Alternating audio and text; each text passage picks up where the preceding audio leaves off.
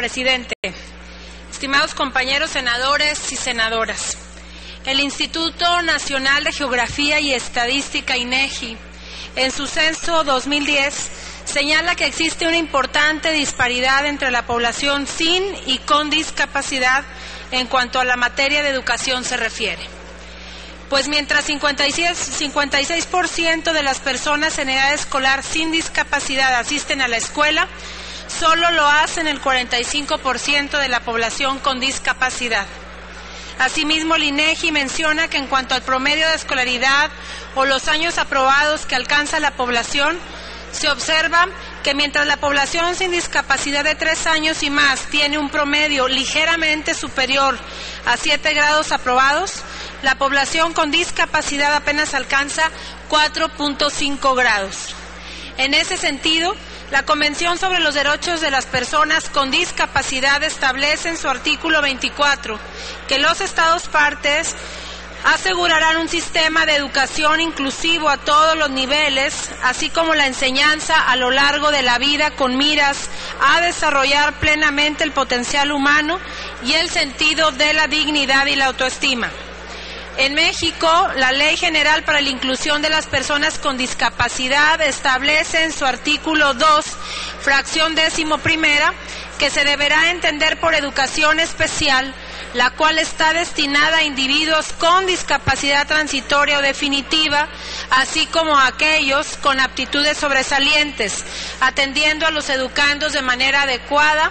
a sus propias condiciones, con equidad social incluyente y con perspectiva de género, con lo que no se cumple cabalmente el requisito mínimo en cuanto a educación se refiere, y más aún se contempla un grupo poblacional distinto al objeto de la ley. Asimismo, establece en la fracción 12ª del mismo artículo 2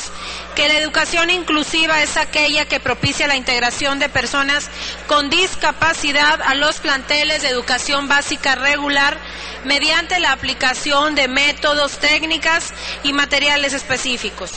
Por su parte, la Ley General de Educación señala en su artículo 41 que la educación especial está destinada a personas con discapacidad transitoria o definitiva,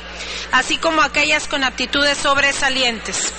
Como se lee, la ley especialista en materia educativa no contempla como una modalidad a la educación inclusiva,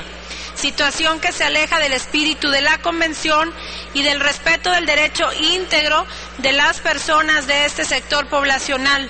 pues no se les garantiza una inclusión en el sistema educativo y se unifican dos grupos con necesidades totalmente distintas, por lo que es necesario adicionar una modalidad específica para cada uno de ellos. Es así que surge la necesidad de hacer una serie de reformas a la legislación nacional, pues el marco jurídico mexicano carece de una precisión para ambos sectores y no cumple con la característica inclusiva que deben guardar las acciones en favor de las personas con discapacidad y que consta de establecer mecanismos de integración, aceptación y funcionamiento para unirnos como una misma sociedad, entendiendo y adoptando las características y necesidades de cada sector poblacional. En virtud de ello, se concluye la necesidad de eliminar de la ley en materia de derechos de las personas con discapacidad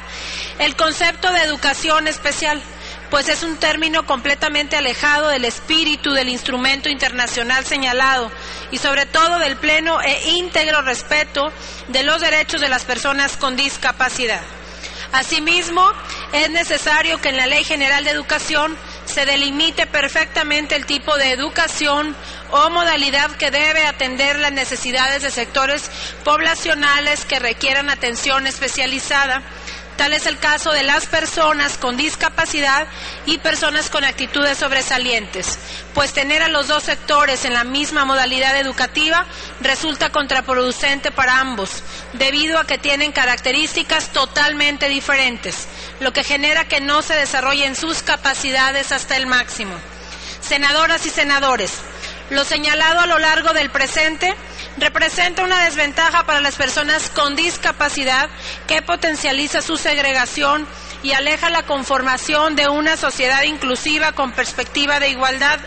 respetuosa de los derechos humanos de todas las personas, por lo que los invito a que se sumen a esta iniciativa que tiene como objetivo promover la instauración de los mecanismos para el acceso de las personas con discapacidad